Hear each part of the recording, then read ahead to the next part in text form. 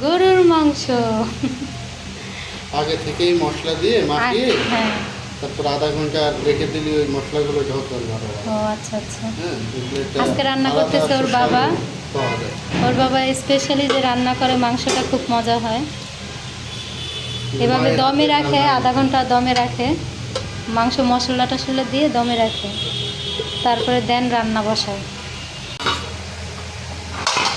সামিন তুমি কি করতেছো? তুমি বোতলে করে পানি এরকম করতেছো, গায়ে লাগতেছে না পানি?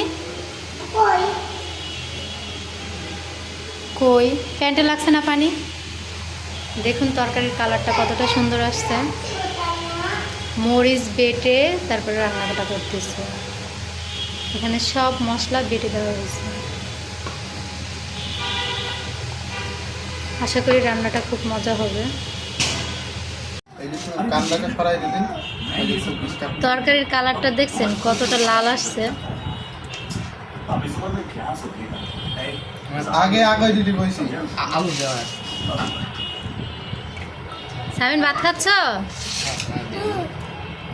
নিজের হাতে খা।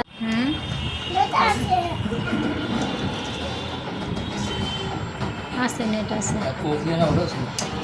আরে কি আনা ভালো ছিল? আমি কিন্তু একবার মনে করিলাম কোক। যে একটা কি আনতে কইতো। মাংস দিও না আমারে, আড্ডি মাড্ডি থাকলে দিও বা তেল থাকলে দিও, আমার আর দিও না। আছে কারণ না নেই। কেন আজকে কি সব খেয়ে ফেলবা? আবার জিগায়। সে যে তাকায় আছে।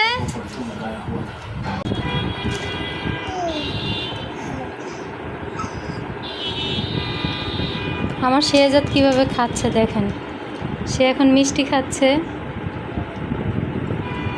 আব্বু শেহজাদ বাবা মজা,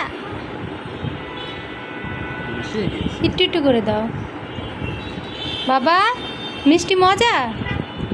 কেক খেয়েছো? কেক কেক খেয়েছো?